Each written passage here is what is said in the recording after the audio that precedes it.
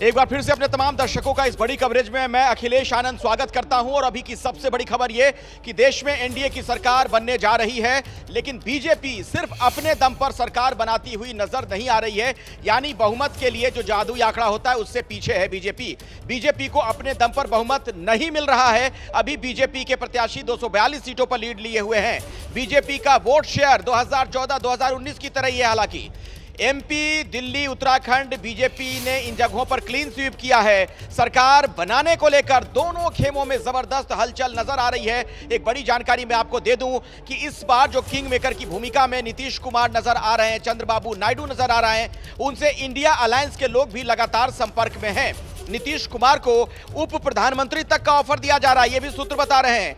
अमित शाह की चंद्रबाबू नायडू से फोन पर बात हुई है। सरकार बनाने को लेकर दोनों ही खेमों में हलचल है। हालांकि अभी जो तस्वीर है उसके मुताबिक एनडीए की सरकार स्पष्ट तौर पर बनती हुई नजर आ रही है। मैं आपको लिए चलता हूं मेरे सहयोगी संदीप चौधरी के पास कुछ और जानकारी के साथ, वहां से वो विश्लेषण भी करेंगे। संदीप। बिल्कुल अखिलेश, और जैसा आपने कहा 298 का आंकड़ा, लेकिन इसमें ज्यादा महत्वपूर्ण आंकड़ा जो अखिलेश बता रहे थे वो है बीजेपी का 242। यानी कि बहुमत के आंकड़े से बीजेपी अपने दम पर अभी 30 सीटें कम है।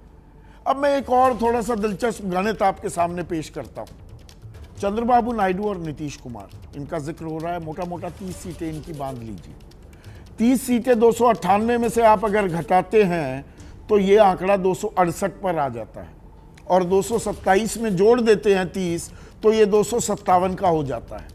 तो अगर खेमे बदल जाएं तो खेल कितना पलट सकता है, उसी के चलते इतने फोन कॉल्स आपस में किए जा रहे हैं। प्रधानमंत्री अमित शाह वो चंद्रबाबू नायडू से बात कर रहे हैं, शरद पवार नीतीश कुमार से बात कर रहे हैं, एम.के. स्टालिन चंद्रबाबू नायडू से बात कर रहे हैं।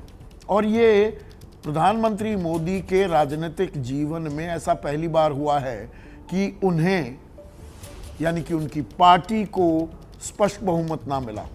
ये पहली बार हुआ है उनके। 12 साल वो गुजरात के मुख्यमंत्री रहे, 10 साल से भारत के प्रधानमंत्री हैं। अभी तक जब भी उन्होंने चुनाव लड़ा उन्हें पूरी कामयाबी मिली, और उन्होंने प्रधानमंत्री और मुख्यमंत्री के तौर पर जो चाहा वो किया, कोई उसमें बाधा नहीं थी। यहाँ तक कि जब वो दिल्ली में आए तो उन्होंने कहा कि बीजेपी प्लस, अडवाणी का वो फार्मूला एनडीए प्लस उन्होंने ठुकरा दिया। बीजेपी को इतना बीजेपी मजबूत हो जाएगी, एनडीए वाले अपने आप आ जाएंगे, ये उनका पूरा फार्मूला था। इसी तरीके से उन्होंने ये चुनाव भी लड़ा। सरकार तो बनती दिख रही है एनडीए की, या अटक भी सकती है?